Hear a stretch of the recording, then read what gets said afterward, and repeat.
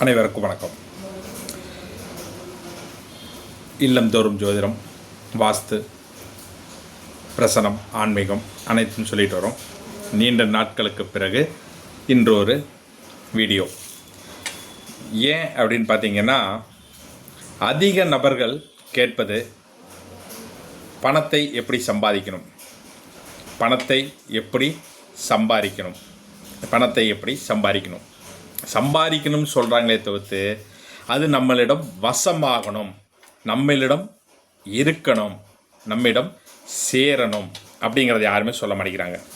சம்பாதிக்கிறது அப்படின்னா தேடி போய் ஈர்த்து கொண்டு வருவது. நான் சொல்வது வசமாகுது அப்படின்னா நம்மை தேடி வரக்கூடிய விஷயம். இது ரெண்டுக்கும் வித்தியாசம் இருக்குது.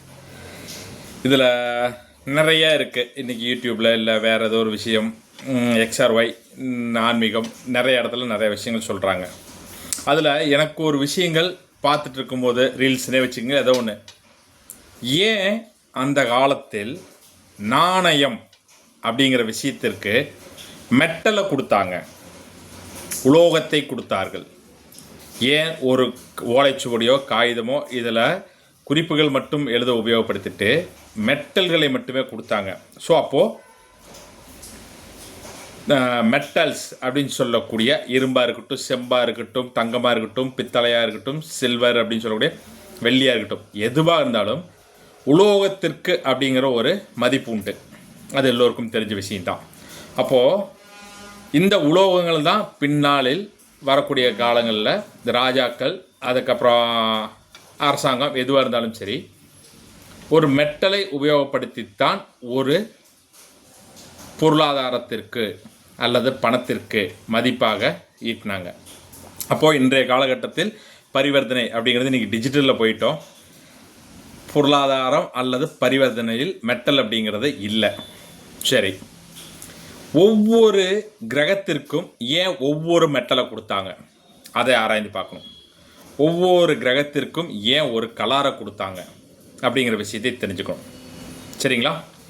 அப்போது பொருளாதாரம், தனம், வளமான வாழ்க்கை, வளம் நம்மளிடம் சேரணும். இதெல்லாம் சேரும் பொழுது எல்லாம் எங்கே சுற்றி வந்தாலும் அங்கே அத்தனைக்கும் அதிபதியான லக்ஷ்மி தேவியர்கள், அக்கா தங்கச்சி, எல்லோருக்குமே தெரிஞ்ச விஷயம்தான். மூத்த தேவியர், இரண்டாவதாக லக்ஷ்மி. மூத்த தேவியர் எல்லாரும் இன்றைய காலகட்டத்தில் தவறாக சொல்லிட்டு இருக்கிறோம்.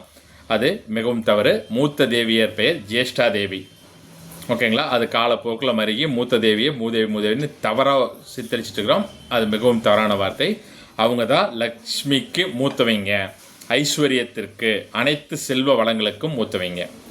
அவங்கள பார்த்தீங்க அப்படின்னா மேக்சிமம் மெட்டல் எல்லாருக்குமே தெரியும். சனி பகவான், அவர் இரும்பு, அதுக்கு எல்லாத்துக்கும் ஆதிபத்தியம் உங்களுக்கு தெரிஞ்ச விஷயம்தான். அவருடைய மனைவி தான் அவங்க. இரண்டாவது லக்ஷ்மி, நாராயணனுடைய மனைவி. இது உங்களுக்கு எல்லாத்துக்கும் தெரியும். ஏன் எல்லாம் கையிலிருந்து காசு கொட்டுற மாதிரியே வச்சுருக்காங்க? ஒரு மெட்டல் தான் அந்த இடத்துல ஐஸ்வர்யத்தை தீர்மானிக்குதா அப்படிங்கிற ஒரு சந்தேகம் எனக்கு எழுந்தது. அல்லது இவர்களுடைய வெளிப்பாடு, இவர்கள் கொடுப்பது அப்படிங்கிறது அந்த ஒரு எலமெண்ட், மெட்டல் அப்படின்னு சொல்லக்கூடிய ஒரு உலோகம் அப்படிங்கிறதா அவங்களுக்கு தன்னுடைய அங்கீகாரமாக இல்லை அடையாளமாக வச்சுருந்தாங்களா அப்படின்னு ஆராயும் பொழுது ஆமாம் அப்படின்னு சிலது தெரிஞ்சது. அதாவது பொற்குவியல், பொற்காசுகள் கேட்டிருப்போம், தங்க காசுகள், அதற்கடுத்தது வெள்ளி காசுகள், அதுக்கப்புறம் இன்றைய காலமாட்டத்தில் நாம் எல்லோரும் சில்வர் காயின் யூஸ் பண்ணிகிட்டு இருக்கிறோம். இதுக்கு முன்னாடி இரும்பு இருந்தது, ஈயம் இருந்தது. இதெல்லாம் ஒவ்வொன்றை சார்ந்தது.